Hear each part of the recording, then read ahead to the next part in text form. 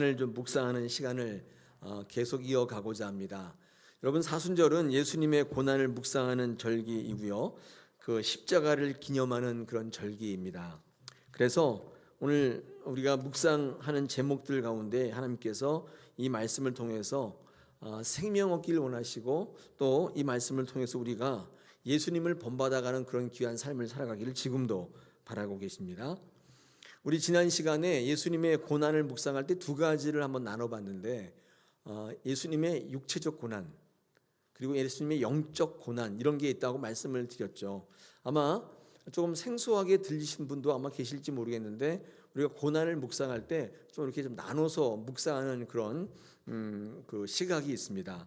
지난 주일에 예수님의 육신의 고난을 좀 나눠봤는데, 우리 영적 고난을 좀 이해하실 때는 그게 연결이 되기 때문에 잠깐만 한번 복습을 좀 하면요, 성경에 기록된 예수님의 삶도 있지만 성경에 기록되어 있지 않은 예수님의 삶도 있으시지 않습니까?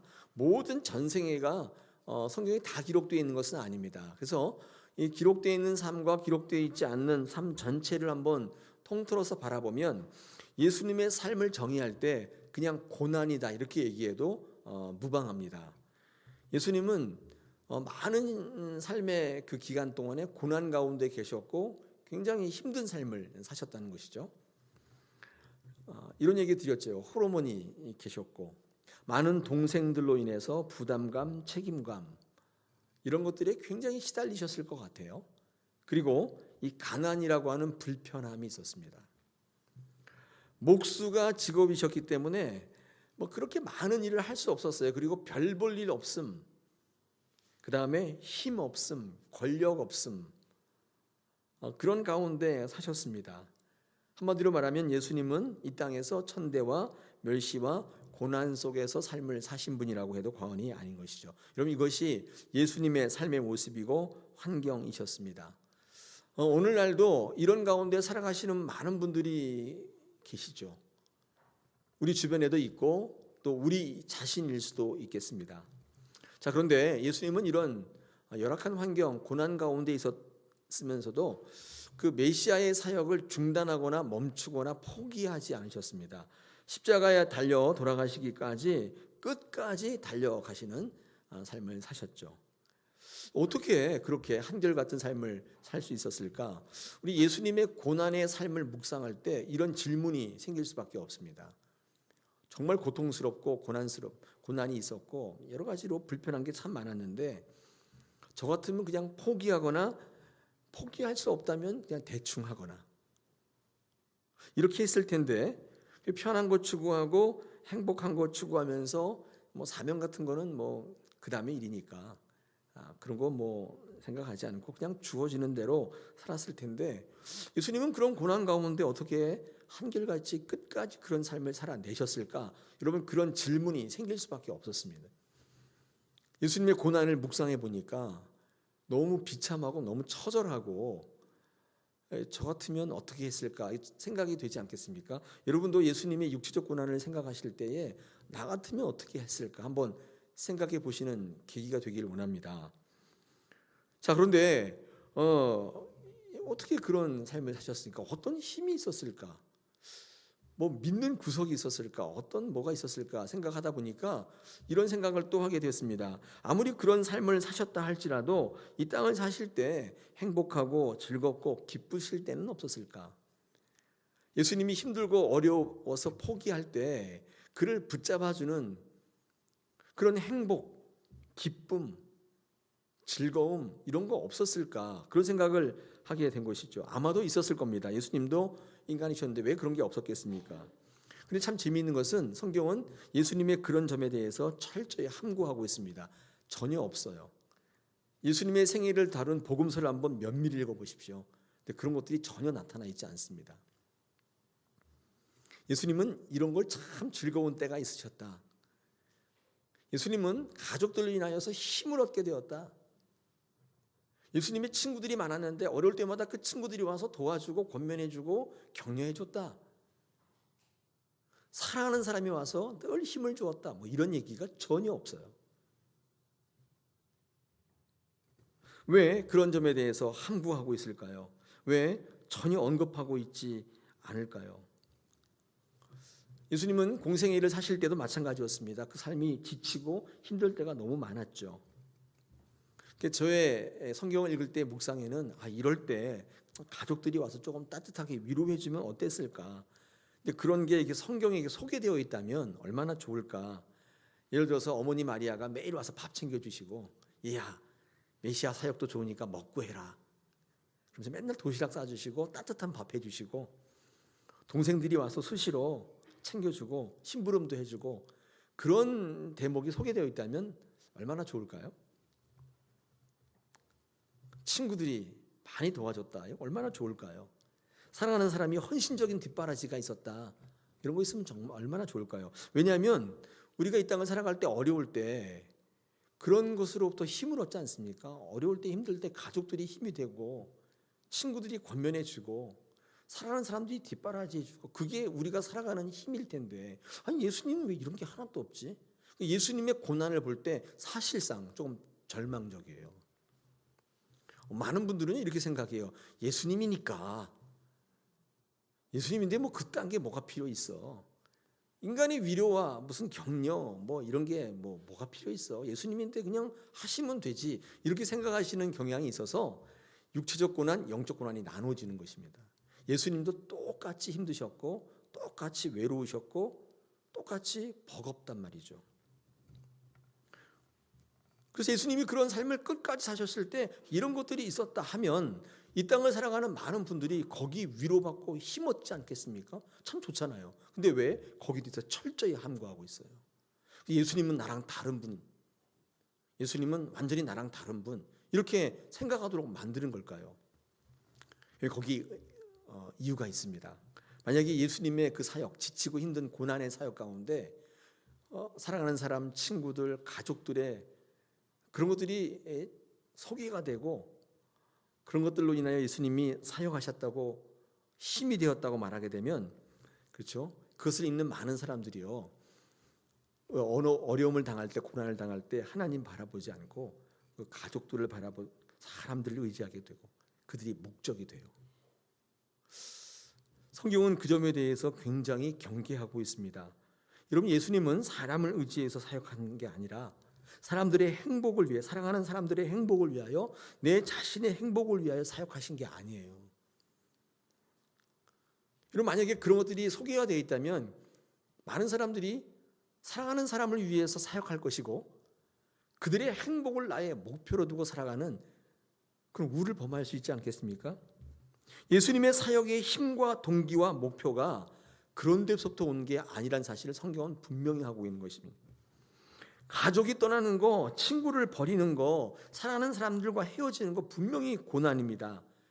그런데 예수님의 구원의 사역의 원천은 인간적인 위로와 격려에 있지 아니하고 철저히 하나님 안에서의 구원인 것을 성경은 강조하고 있습니다. 그럼 이게 고난의 참 의미입니다. 고난이 하는 일이에요. 그래서 성경에 나타난 예수님의 모습에는 고난의 모습이 부각되어 있습니다. 예수님의 행복한 모습, 예수님의 기쁜 모습보다도 이 고난의 모습이 부각되어 있습니다. 그로 말미암아 예수님은 오직 하나님만을 바라보게 되셨으며 하나님을 바라보는 것이 구원이라는 사실을 이 예수님의 삶을 통하여 극명하게 보여줍니다. 고난이 하는 일이에요. 그러므로 성경은요, 행복을 추구하는 책이 아니라 생명을 추구하는 책인 거예요. 이게 행복을 추구하는 것이었다면 예수님의 행복한 모습이 쫙 나열되어 있겠죠. 그렇죠? 가족들과 소풍 갔을 때 이야기, 친구들과, 그렇죠, 놀러 갔을 때 이야기, 사랑하는 사람과 러브 스토리, 이런 게 소개가 되어 있겠죠. 그런 게 없다는 것은 예수님의 모든 사역의 원천의 힘은 사람들에게 있지 않고 사람들로부터 나오는 것에 있지 않고 하나님으로부터 온다는 사실을 분명히 하고 있는 것입니다. 우리는 지난 주일에 이런 예수님이 육체적인 고난에 대해서 나눴습니다. 그런데 한마디로 요약해 보면 예수님의 그런 육체적인 고난은 환경과 조건에서부터 오는 고난이었습니다. 사실상 이 고난이 아니라 하나님께 주시는 복의 모습이었던 것입니다. 고난의 모습으로 포장된 복이었던 것이에요. 예수님께서 고난 당하시는 모습은 여러분을 쓰러뜨리려고 하는 게 아니라 그것을 통해서 생명을 주시기 위한 하나님의 또 다른 선물이었던 거예요.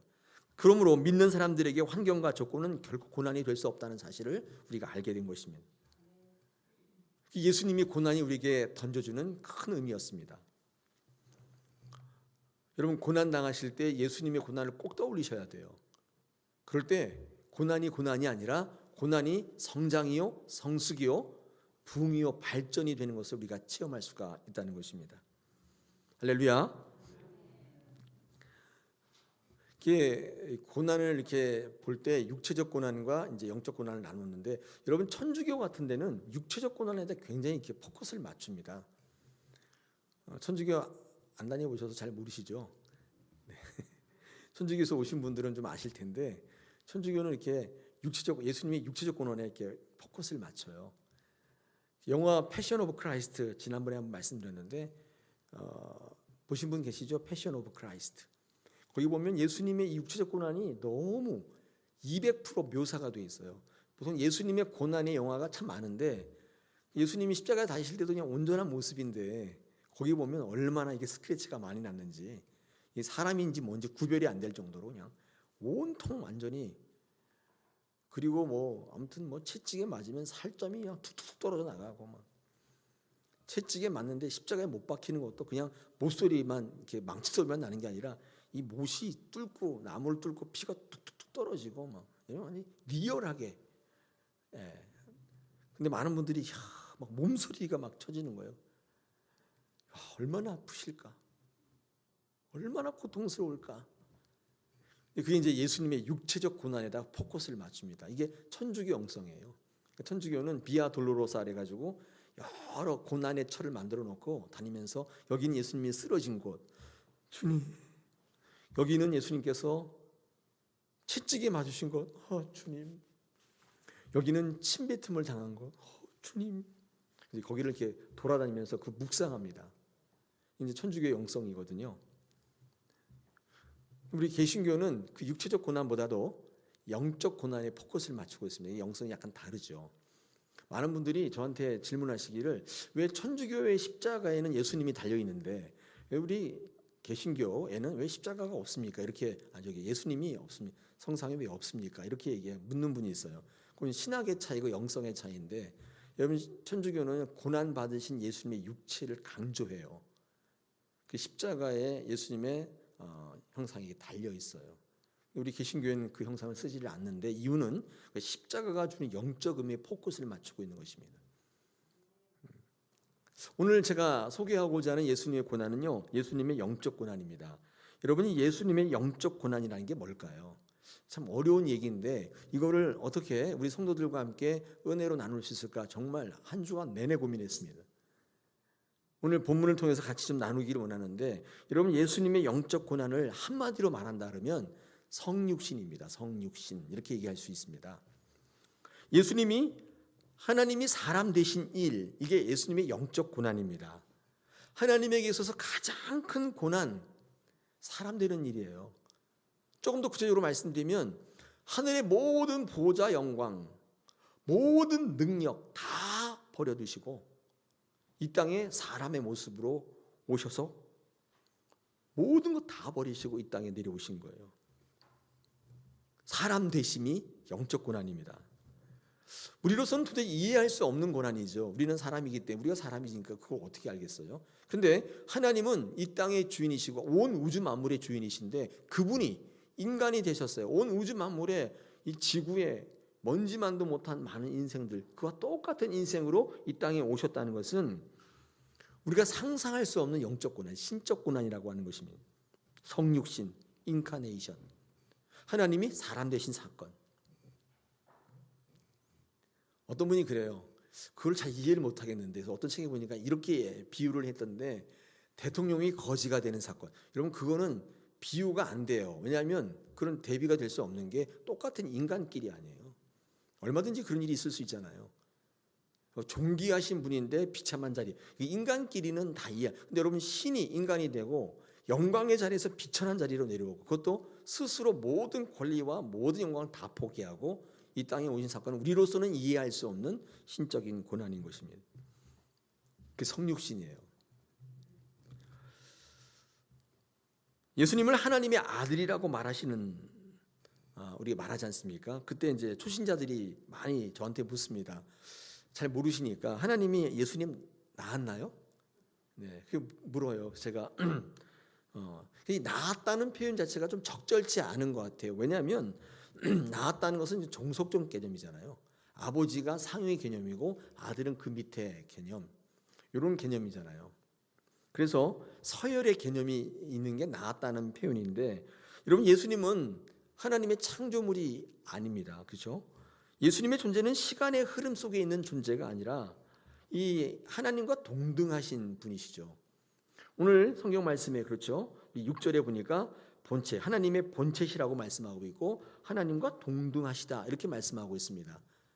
그러니까 하나님의 아들 그렇게 하니까 하나님보다 조금 못한 존재, 하나님은 우월하신데 그보다 조금 못한 존재, 이런 이해가 우리 가운데 있는 건 사실이에요. 그래서 하나님이 이 아들을 낳으셔서 종속적이고 서열적 개념으로 생각하시는 분들이 많이 있는데 그렇지는 않습니다. 자, 그렇다면 이 아들이란 표현을 어떻게 이해해야 되냐면 육신의 출생으로 이해하시면 안 되고 하나님과 동등한 존재의 의미로 이해하셔야 되는데, 근데 왜 아들이라고 얘기했는가? 여러분 당시 유대 사회는요 아버지와 아들이 똑같아요. 뭐라고요? 아버지와 아들이 동등한 거예요. 그게 유대 사회의 관례입니다. 여러분 구약 시대에 보면요 하나님과 보내신 자가 같다는 개념이 있습니다. 보내신 자와 보냄을 받은 자가 똑같아요. 아버지와 아들은 동등한 거예요. 이게 히브리적 사고이고 관례이고 관습입니다. 그런데 이런 히브리적 관례를 그대로 한글로 번역했기 때문에 예수님을 하나님의 아들로 이제 표기한 것이죠. 우리의 문화랑은 다소 차이가 있습니다. 왜냐하면 우리는 아버지는 상위의 개념이고 아들은 그 밑의 개념이잖아요. 그러니까 당연히 하나님의 아들, 이해가 안 가는 거죠. 그래서 하나님이 아이를 낳았냐?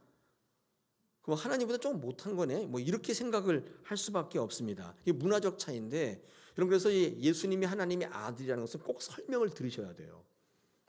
안 그러면 오해해요. 하나님이 결혼하신 줄 알아요. 그럼 연이어 묻는 게, 그럼 하나님의 부인은 누구세요? 마리아 이런 분도 계시고 가관입니다. 네. 이 문화적 차이인데, 여러분 외국에는 지금도 결혼하면 남편의 성을 따르는 관례가 남아 있죠. 영국에 가면 뭐 그렇게 억지로 하는 데가 있다고 하는데 대부분은 이제 본인의 선택에 따라 할 수도 있고 안 할 수도 있습니다. 우리나라는 참 재밌는 게 결혼하면 뭐 성 안 따라가잖아요. 그렇죠? 혹시 결혼할 때 남편 성 따르신 분 계세요? 없죠. 저희 집은 똑같아서 상관없지만. 네. 근데 외국에는 특히 이슬람이나 유대교에서는 이게 강합니다. 왜 강하냐면 아버지와 아들이 같은 거예요. 제가 인터넷 보니까 사우디 왕자의 본명이 나와서 한번 제가 읽어드릴게요. 압둘라 게센 마크라 모하마드 빈 살만 알 사우드. 이게 그 사람의 본명인데 이거 뭔가 봤더니 그 아버지, 할아버지, 고조를 다 써놓은 거예요. 그게 자기 본명이에요. 어디까지 쓰는지 무슨 원칙이 있겠죠. 그냥 그래서 우리가 부를 때 무하마드 빈 살만 알 사우드 이렇게 부르는데 그 앞에 압둘라 게센 마크라 이게 다 그 아버지 이름들입니다. 왜 이렇게 쓰냐면 아버지와 아들이 같은 거예요. 그 아들을 이야기할 때 아버지 이름을 꼭 써요. 여러분 하나님께서 이 땅에 인간 되어 오셨다고 말씀하시고 그 예수님이 하나님의 아들이라고 말씀하는 것은 그 예수님이 하나님이신 것을 말씀하는 거예요. 하나님의 성격이 있겠죠. 하나님의 속성이 있지 않습니까? 그리고 우리 신성이라고, 예수님이 사람의 모습이니까 인성도 있습니다. 사람의 속성도 갖고 있어요. 이 모든 것들을 한 육체에 갖고 있는 한 인격을 취하신 거예요. 그게 예수 그리스도예요. 그 예수 그리스도가 이 땅에 오셔서 육체적 고난도 당하셨지만 영적인 고난도 당하셨습니다. 이 영적인 고난이라는 게 도대체 뭘까? 여러분 그것은 온전한 하나님의 신성이 연약하고 비참한 인간의 인성 가운데 오신 거예요. 사람이 돼버리신 거예요. 인간의 자리는 하나님의 보좌에 비하면 너무 비참합니다. 하나님의 보좌를 버리시고 이 땅에 오신 사건, 이게 하나님이 갖고 계신 예수 그리스도의 영적 고난이에요. 상상할 수 없는 거예요. 신성의 자리, 최고의 자리에 있어야 하는 그분이 이루 말할 수 없는 제약된 자리, 비참한 자리, 그 자리에 있을 수 있다는 거. 고난 오브 고난이에요. 우린 이해할 수 없는. 여러분, 우리가 이해가 되지 않을 때 쓰는 단어가 허구란 말을 쓰는데, 여러분 이건 허구라고 하지 않고 잘 들어보십시오. 신비라고 합니다. 여러분, 이해되지 않으면 무조건 다 허구가 아니라 신비라는 것도 있어요. 성경에 나타나 있는 이 성육신의 사건은 허구가 아니라 우리로서는 이해할 수 없는 신비인 것입니다. 그러므로 예수 그리스도께서 당하신 영적 고난은 하늘 보좌 버리시고 오늘 본문처럼 낮아지시고 인간의 육체를 가지시고 그리고 죽기까지 복종하여서 십자가에 달리신 그 사건이 여러분과는 여러분이 이렇게 체험할 수 없는, 이해할 수 없는 영적 고난인 것입니다. 여기까지만 하면 딱 간단하고 좋은데, 그렇죠? 40분에 딱 끝나면 얼마나 환호하시겠어요? 야. 근데 여러분, 제가 이 영적 고난과 여러분의 상관관계를 설명해 드려야 돼요. 그래야 여러분 영적 고난을 실천할 수 있는데, 제 질문이 하나 있었습니다. 그게 뭐냐면, 그 이해할 수 있는데 그러면 우리는 인간이지 신이 아니지 않냐? 그렇다면 신적 고난이 우리와 어떤 관계가 있냐? 그 신적 고난은 예수님이 가지고 계신 독자적인 고난이 아니냐? 우리는 인간인데 그거랑 우리가 무슨 관계가 있냐? 우리는 육적인 고난을 이해하고 인간이니까 그걸 가지고 예수님의 삶을 쫓아가면 되지 않겠는가? 영적 고난은 우리와 관계가 없지 않냐? 그런데 여러분, 아닙니다. 이 영적 고난이 여러분과 상당히 관계가 있어요. 왜냐하면 우리도 나중에 호련히 변화되어 하나님의 아들, 딸 될 것이고 그 나라의 그분과 함께 거할 영적 자녀들이에요. 아까 제가 뭐라 그랬어요? 하나님과 아들은 같다. 이 영적 고난은 예수님만이 가지시는 독자적인 고난, 예수님만이 관계되는, 그분만이 당해야 되는 고난이 아니라 어쩌면 이 땅을 살아가는 하나님의 자녀된 모든 사람들이 실천해야 될 고난 중에 고난인 거예요. 제가 그것을 한번 같이 나누기를 원합니다. 오늘 성경 말씀 한번 보시겠습니다. 6절을 보시면 이때 예수님이 당했던 영적 고난이라고 하는 그 실체가 뭔지를 한 번씩 한 절씩 읽으시면서 정의를 좀 같이 해볼 텐데, 6절을 같이 한번 읽어보겠습니다. 시작. 그런 근본 하나님의 본체시나 하나님과 동등됨을 취할 것으로 여기지 아니하시고. 그러니까 예수님이 당했던 영적 고난의 첫 번째가 뭐냐면 동등됨을 포기했다는 거예요. 그렇죠? 그 다음에 7절도 같이 한번 읽어보겠습니다. 시작. 오히려 자기를 비워 종의 형체를 가지사 사람들과 같이 되셨고. 어떤 영적 고난이었냐면 하나님 종의 형체를 가졌다는 거예요. 그 높으신 지체를 포기하고 종의 형체를 가졌다. 그 다음에 우리 8절입니다. 시작. 사람의 모양으로 나타나사 자기를 낮추시고 죽기까지 복종하셨으니 그 십자가에 죽으심이라. 한마디로 말하면 죽기까지 복종하신 거예요. 이 예수님이 고난 당하셨을 때 영적 고난의 실체가 뭐냐면 동등됨을 포기하고 종의 형체를 가지시고 죽기까지 복종하신 것. 한마디로 말하면 이렇게 얘기할 수 있습니다. 자신의 모든 권리를 포기하는 것. 이게 예수님께서 우리에게 말씀하시는 영적 고난입니다. 한마디로 자기의 것을 구하지 않는 거예요. 더 이상 자기를 위해서 살지 않기로 결정하신 거. 이게 영적 고난의 핵심입니다. 이 영적 고난의 실체예요. 예수님은 육적인 고난 속에서 오히려 그 육적인 고난을 개선할 수 있는 편안함이나 유익함, 불리한 삶의 환경을 구하는데, 개선하는데 모든 것을 쏟지 않으시고 오히려 자기를 내려놓으시고 하나님을 구하는 삶을 사셨어요. 이 영적 고난을 통해 우리에게 주시는 실천적 메시지인데, 너희도 그렇게 살아야 한다는 사실을 우리에게 말씀하고 있는 거예요. 예수님이 영적 고난을 묵상하면서 거기에 동참하기를 원하는 예수님의 메시지를 제가 한번 간단하게 정리해보면, 첫째가 낮아짐, 둘째가 복종함, 셋째가 죽어줌. 세 가지. 그게 예수님께서 우리에게 말씀하시는 영적 고난이고 실체이고 핵심이며, 이게 우리가 인간이고 신이 아니기 때문에 우리는 상관이 없는 게 아니라 하나님의 자녀로서 우리도 이 삶에, 이 고난에 동참하기를 원하시는 예수 그리스도의 메시지가 있다는 것입니다. 자, 제가 지금 낮아짐, 복종함, 죽어줌 이렇게 얘기했는데 이게 다소 좀 애매하니까 여러분의 삶에 실천 가능한 삶의 용어로 한번 바꿔보겠습니다. 첫째, 여러분 낮아짐이라는 게 뭘까요? 이 낮아짐은요, 겸손한 것입니다. 겸손함. 겸손하신 게 하나님의 영적 고난을 실천하는 한 가지의 방법입니다. 겸손하셔야 돼요. 그게 예수님의 영적 고난의 실체이기 때문에 겸손하셔야 돼요. 그렇다면 성경이 말씀하는 이 겸손의 의미를 좀 아셔야 되잖아요. 한번 성경은 겸손을 뭐라고 얘기하는지 한번 찾아보겠습니다. 우리 빌립보서 2장 말고 한두 장 더 넘기시면 4장으로 한번 가보겠습니다. 13절 우리 함께 읽어보겠습니다. 빌립보서 4장 13절입니다. 찾으셨나요? 자, 한 목소리 읽겠습니다. 시작.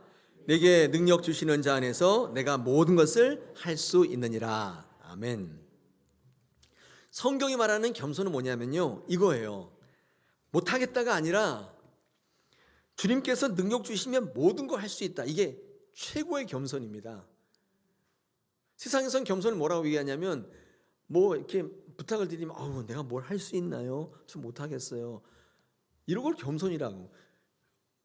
여러분, 그거 겸손이 아니라 겸손을 가장한 교만이에요.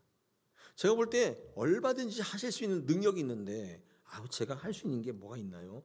그걸 거절하시는. 박사인데, 경험자인데, 그리고 모든 걸 다 알고 있는데 제가 뭐 할 수 있나요? 여러분, 그것은요 겸손이 아니에요. 그건 교만이에요. 교만. 제가 볼 때는 다 할 수 있을 것 같은데, 얼마나 부자인지를 알고 있는데 제가 가진 게 뭐가 있나요? 이렇게 거절하시는 분이 있어요. 여러분, 그것을 우리가 겸손이라고 얘기합니까? 그는요 교만이라고 얘기하는 거예요. 진짜 성경적 겸손은 뭐냐면, 오늘 이 사도 바울의 고백인데 뭐냐면, 내게 능력 주시는 자 안에서 내가 모든 것을 할 수 있다고 얘기하는 것입니다. 그러므로 예수님이 말씀하시는 겸손은 결론적으로 뭐냐면 하나님 안에 있는 것입니다. 이게 겸손이에요. 하나님 안에 있지 않을 때 그는 교만이에요. 있는데, 많이 알고 있는데도 불구하고 제가 뭐 할 수 있나요? 그걸 겸손이라고 하지 않습니다. 겸손이라고 하지 않아요. 내 것으로 하겠다, 그런 분들이 교만하는 거예요. 이 성경적 교만의 정의예요. 내 것으로 하겠다. 저 사람은 배울수록 머리를 숙여. 여러분, 그게 겸손이 아니에요. 여러분, 그건 세상의 겸손의 개념이고, 성경의 겸손은요, 내게 능력 주신다면, 다시 말해서 하나님이 전제가 돼 있다면 나는 어떤 것도 할 수 있다. 하나님 안에서 영적 자신감이 진짜 겸손이에요. 이게 참 겸손인 것입니다. 우리가 예수님의 영적 고난에 접근하고 그래서 실천하는 사람이 되려면 겸손한 사람 되셔야 돼요. 하나님 안에 계셔야 되는 것입니다. 여러분, 이 겸손의 모습이 영적인 고난을 실천하면서 거기에 동참하는 성도의 실제적 모습이 될 것입니다. 겸손하시기 바랍니다. 우리의 삶에 실천 가능한 겸손은 구체적으로 이렇게 얘기해 볼 수 있는데, 삶과 신앙 속에서 하나님의 일에 무작정 거절하지 않기. 하나님의 부르심의 초청에 내 욕심으로 할 수 있는데, 많이 있는데 거절하지 않기예요. 이게 겸손의 의미로 우리 삶에 실제로 적용할 수 있는 문제인 것입니다. 환경 조건 탓하지 않고 그 이유 삼지 않고 이렇게 말하셔야 돼요. 내게 능력 주시는 자 안에서 내가 할 수 있다. 여러분, 이게 예수님의 낮아지심이었다니까요. 능력 주시면 다 할 수 있다는 거예요. 하나님 안에 전적으로 거하는 것이며 하나님을 바라보는 것이었습니다. 이런 삶을 실천할 수 있다면 예수님의 영적 고난에 동참하시는 게 돼요. 나는 신은 아니지만 예수님의 그 영적 고난에 접근하시는 거예요. 제가 어떤 글에 보니까 인생을 이렇게 나누는 글을 이제 볼 수 있었는데, 두 가지 인생이 있는데, 하나가 이제 분수형, 하나가 폭포형. 참 재미있지 않습니까? 인생을 바라볼 때 어떻게 보는 관점에 따라 여러 가지 분류로 나눌 수 있는데, 이 글에는 분수형과 폭포형, 뭐 얘기하는지 아시겠죠? 이 분수형의 인간은요, 자꾸 위로 치솟아 오르는 거예요. 자꾸 더 나아진 것을, 높은 곳을 추구합니다. 500명을 감당할 수 있으면 자꾸 1000명의 자리로 가려고 하고, 1000만 원 벌었는데 자꾸 1억 벌려고 하고, 높은 곳으로 자꾸 치솟아 올라요. 용을 쓰게 되니까, 뿌려대야 되니까 언제나 지치고 힘들고 불안한 인생을 산다는 것입니다. 그런데 여러분, 분수라는 게 언제까지 이렇게 막 치솟는 게 아니잖아요. 언젠가는 어떻게 돼요? 전기가 떨어지든지 물이 떨어지든지 하면 딱 멈추게 되어 있지 않습니까? 왜요? 그게 이제 인위적인 것이기 때문에. 이거를 추구하는 삶이 있다는 거예요. 계속 높은 곳을 향해서. 그런데 반면에 폭포형 인간이 있는데 이건 뭐냐면 추락하는 것입니다. 낮은 곳으로 계속 떨어지는 거예요. 추락하는 것이면. 자기 위치보다 더 낮은 곳으로 자꾸 떨어지는 인생이 있는데 여러분 이 인생이 강력하대요. 강력하다. 하나님의 힘은 폭포에 있다. 내리꽂는 힘. 수력 발전. 내리 떨어질 때 전기가 발생하지 않습니까? 추락하는 힘, 낮아지는 힘, 그 강력한 거예요. 예수님의 강력한 힘은 추락하는 데에서 나왔다는 거예요. 낮아지는, 높아지는 힘, 권력, 돈 많이 가짐, 높은 자리, 이게 예수님의 구원의 능력이 아니었고 추락하는 힘이, 낮아지는 힘이었다는 것입니다. 그래서 영적 고난을 선택하셨어요. 하나님이 인간이 되신 것입니다. 뿐만 아니라 종의 모습으로 죽기까지 복종하셨습니다. 내리꽂히고 또 꽂히는 강력한 폭포의 삶을 살게 된 것입니다. 그럴 때 하나님께서 오늘 11절의 말씀처럼 모든 무릎을 예수의 이름에 꿇게 하시고 그 영광을 돌리게 하시는 삶을 살게 하셨다는 것입니다. 여러분 예수님이 말씀하실 때 예라고 하십시오. 하나님이 요구하실 때 된다고 얘기하세요. 내가 하나님 안에 있기만 하면, 하나님 나와 동행하시기만 하면 모든 걸 할 수 있습니다. 가장 겸손하신 분이에요. 고난에 접근하시는 것입니다. 자, 두 번째는요, 이 겸손한 삶이 순종의 삶으로 넘어갑니다. 왜냐하면 겸손한 삶은 반드시 그 순종이 동반되게 되어 있습니다. 그리고 두 번째 우리가 복종함, 이게 우리의 삶에 어떻게 드러나면 순종하는 모습으로 드러나게 되는 것이죠. 그래서 순종은요 어떤 것이냐면 정당한 논리를 추구하지 않는 것입니다. 우리가 예수님의 영적 고난에 좀 접근하기 위해서 이런 삶을 한번 살아보실 필요가 있는데 순종하시는 건데 나의 정당한 논리를 주장하지 않는 거예요. 내 생각을 주장하지 않는 겁니다. 나의 논리로부터 한 발짝 뒤로 물러가 있는 것입니다. 다시 말해서 하나님의 말씀으로 생각하고 말하는 거예요. 그럼 이게 어쩌면 진정한 순종이죠. 예수님이 그런 삶을 사셨는데 하나님이시기 때문에 모든 논리에 정당하세요. 모든 것이 그 앞에 선이에요. 근데 한 말씀도 하지 않으셨어요. 죽기까지 복종하셨어요. 그래서 하고 싶지만 하지 않았어요. 하고 싶지 않은데 하실 수밖에 없었어요. 그런 절제함으로 드러날 수밖에 없었던 것입니다. 하늘 보좌에 앉으시고 모든 권력을 가지시고 모든 것을 통치하시는 분임에도 불구하고 당연한 것들을 추구하지 않으셨어요. 당연히 누려야 될 것들을 다 내려놓으셨어요. 영적 고난의 핵심인 거예요. 복종하셨어요. 순종하셨어요. 제가 어떤 선교단체에 이렇게 경험한 바가 있는데 요즘도 아마 그런 거 하는데 이 사순절 고난 주간에 금식을 많이 하는데 이 선교단체는 학생들한테 금식을 하지 않고 뭘 금식하냐면 미디어 금식이라는 걸 하는 걸 제가 봤거든요. 이 미디어 금식이라는 게 뭐냐면 요즘 애들이 제일 좋아하는 거 핸드폰 아니에요? 핸드폰 막 이거 하고 매일 이거 쳐다보고 있잖아요. 이거 없으면 금단현상이 손이 되게 떨려요, 막 그냥. 그 제일 좋아하는 거 뭐냐면 미디어, 유튜브 같은 거, 뭐 인스타그램, 무슨 뭐 트위터, 페이스북 이런 거, 카톡. 이게 너무나 당연하고 너무나 하고 싶고 너무 필수인 건데 이거 내려놓게 하는 금식을 해요. 이게 뭐 가능한지는 잘 모르겠는데 이거를 통칭적으로 미디어 금식이라고 하더라고요. 핸드폰 다 안 해요. 고난 주간 한 주간 동안 핸드폰 안 해요. 그 막 금단 현상이 와요. 달달달 떨리고 정서 불안이 오고 마치 우리가 금식 일주일 금식하면은 착각이 오지 않습니까? 다니는 차들이 다 통닭으로 보이잖아요. 그렇죠? 착각이 오잖아요. 걔네들도 똑같아요. 차라리 금식이 쉽대요. 걔네 밥을 안 먹으니까. 요즘 젊은 애들 밥 안 먹어요. 그러니까 뭐 금식하는 건 어렵지 않은데 이거 하지 말라 그러면 금단이 오는 거예요. 선교단체에서 당연한 권리 내려놓기를 실천하기 위해서 뭐를 하냐면 이걸 하는 거예요. 미디어 금식. 죽을 맛이래요. 죽을 맛이다. 나에게 좋은 것들을 내려놓는 경험. 한 주간만이라도. 우리 청년들한테 이게 맞는데 여러분 같은 경우는 적용 사례가 이런 거죠. 커피 안 하기. 커피 안 마시면 죽는 분도 계세요. 저라고 얘기는 안 했어요. 저는 그건 아닌데. 네. 그리고 어떤 분은 담배, 술 하시잖아요. 그거 안 하기. 일주일만큼은 안 하기. 오락 같은 거 하지 않기. 당연한 권리들.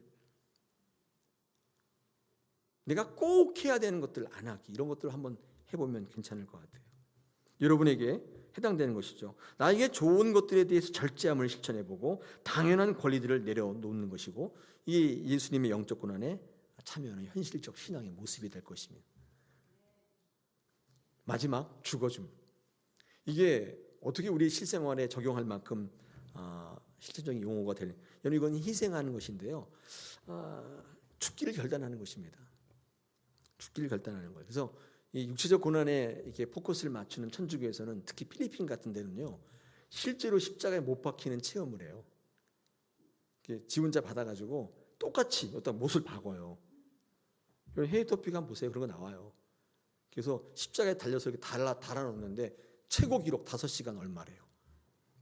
그리고 막 죽겠다고 내려줘요. 근데 대부분 이거 찌르기 전에 다 그만둘 거 아니에요. 그거 참 그렇죠. 영성가들, 이 육체적 고난의 영성가들이 실제로 그런 고난의 체험을 한다고 합니다. 죽기를 각오하는 거죠. 죽어줌. 근데 여러분 생각해 보시죠. 우리는 십자가에 못 박힐 수는 없잖아요. 근데 예수 그리스도의 죽어줌에 어떻게 우리가 동참할 수 있을까? 여러분의 삶에서, 신앙 속에서 경험할 수 있는 죽는 경험 뭘까요? 저는 단연코 하나님께 드리는 일입니다. 죽는 것을 경험하게 되는 것입니다. 다른 건 다 할 수 있는데 시간이 남기 때문에 봉사도 할 수 있고 이것도 할 수 있고 저것도 할 수 있고 다 할 수 있는데 드리는 것만큼은 난 할 수 없습니다. 왜냐하면 그건 죽는 일이기 때문에 그렇습니다. 죽는 일이에요. 내 삶과 신앙 속에서 경험할 수 있는 죽어주는 사건, 죽는 사건, 희생하는 사건이 뭐냐? 하나님께 드리는 일인 것입니다. 그거 아니고 죽는 거 있을까요? 진짜 죽으실 수 있나요? 우리 십자가에 한번 못 박을까요? 그건 못 하잖아요. 그건 할 수 없잖아요. 근데 죽기까지 복종하시고 죽어주셨다고 하는데, 이게 하나님이신 예수님께서 경험하셨던 영적 고난이라면, 우리에게 그것을 실천을 요구하신다면 우리의 삶에 적용할 수 있는 실제의 사례가 뭔가 고민하고 또 고민해 보십시오. 그건 하나님 앞에 드리는 일인 것입니다. 할 수가 없는 거예요. 다른 건 다 해도 그건 안 됩니다.